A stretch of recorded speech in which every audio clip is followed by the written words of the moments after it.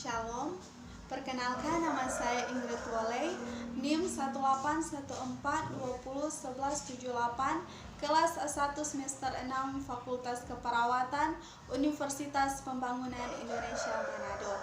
Di sini saya akan membuat video untuk memenuhi tugas ujian akhir semester dengan mata kuliah Keperawatan Keluarga dengan nama dosen Nurse Fania Tampilan Eskep MKes.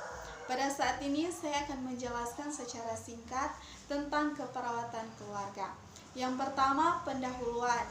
Keperawatan keluarga bukan suatu konsep yang baru di dalam dunia keperawatan. Keperawatan keluarga telah berkembang sejak awal tahun 1980-an dan ini telah menjadi sebuah solusi bagi anggota keluarga ketika mengalami masalah kesehatan. Yang kedua, definisi keperawatan keluarga. Definisi dan kerangka kerja dari keperawatan adalah proses pemenuhan kebutuhan perawatan kesehatan keluarga yang berada dalam lingkup praktik keperawatan. Asuhan keperawatan dapat ditunjuk kepada keluarga sebagai konteks, keluarga secara keseluruhan, keluarga sebagai sistem atau keluarga sebagai komponen masyarakat. Fungsi keluarga terdiri dari fungsi afektif, fungsi sosialisasi, fungsi reproduksi, fungsi ekonomi, fungsi perawatan atau pemeliharaan kesehatan. Secara umum fungsi keluarga yaitu fungsi keagamaan, fungsi budaya, fungsi cinta kasih, fungsi perlindungan, fungsi reproduksi, dan fungsi sosialisasi. Yang ketiga, peran keluarga, yaitu tingkah laku spesifik yang diharapkan oleh seseorang dalam konteks keluarga. Setiap anggota keluarga mempunyai peran masing-masing. Yang pertama, ayah sebagai pemimpin keluarga, kedua, ibu sebagai pengurus rumah tangga, dan ketiga, anak sebagai pelaku psikososial sesuai dengan perkembangan fisik, sosial, mental, dan spiritual. Yang keempat, pengkajian keperawatan keluarga, yaitu suatu tahapan di mana perawat mengambil informasi dengan pendekatan sistematis untuk mengumpulkan data dan menganalisa, sehingga dapat diketahui kebutuhan keluarga yang dibinanya. Metode yang dapat digunakan perawat dalam melakukan pengkajian keluarga diantaranya wawancara, observasi fasilitas dan keadaan rumah, pemeriksaan fisik dari anggota keluarga, instrumen dari data sekunder.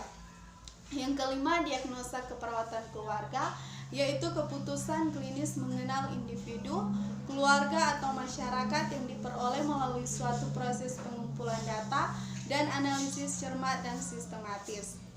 Memberikan dasar untuk menetapkan tindakan-tindakan di mana perawat bertanggung jawab melaksanakannya.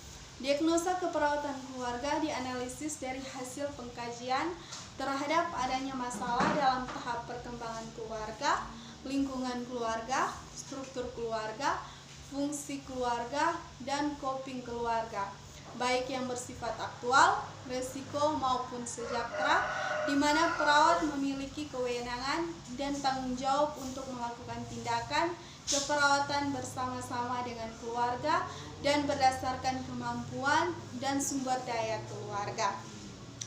Tipologi atau sifat dari diagnosa keperawatan keluarga adalah aktual, resiko, dan sejahtera. Yang keenam, perencanaan keperawatan keluarga, yaitu kumpulan tindakan yang ditentukan oleh perawat bersama-sama sasaran, yaitu keluarga untuk dilaksanakan, sehingga masalah kesehatan dan masalah keperawatan yang telah diidentifikasi dapat diselesaikan. Kualitas rencana keperawatan keluarga sebaiknya berdasarkan masalah yang jelas, harus realistis, sesuai dengan tujuan, dibuat secara tertulis, dan dibuat bersama keluarga. Yang ketujuh, implementasi keperawatan keluarga merupakan pelaksanaan dari rencana asuhan keperawatan yang telah disusun perawat. Inti pelaksanaan pemberian asuhan keperawatan keluarga adalah perhatian. Perawat harus membangkitkan keinginan untuk bekerja sama melaksanakan tindakan keperawatan. Yang terakhir, evaluasi keperawatan keluarga merupakan suatu langkah dalam menilai hasil asuhan yang dilakukan dengan membandingkan hasil yang dicapai berupa respon, keluarga terhadap tindakan yang dilakukan dengan indikator yang ditetapkan. Demikianlah video singkat dari saya tentang keperawatan keluarga. Akhir kata, saya ingin mengajak saudara sekalian untuk bergabung bersama kami di Perguruan Tinggi Universitas Pembangunan Indonesia Manado. Karena di Universitas Pembangunan Indonesia Manado ada begitu banyak pilihan fakultas, seperti Fakultas Keperawatan ditambah dengan profesi nurse, Fakultas Hukum, Fakultas Pertanian, Fakultas Sastra, Fakultas Teknik, dan Fakultas Fisip. Maka dari itu, saya mengajak yang masih bingung memilih perguruan tinggi, ayo bergabung bersama kami menjadi bagian dari Universitas Pembangunan Indonesia Manado. Terima kasih.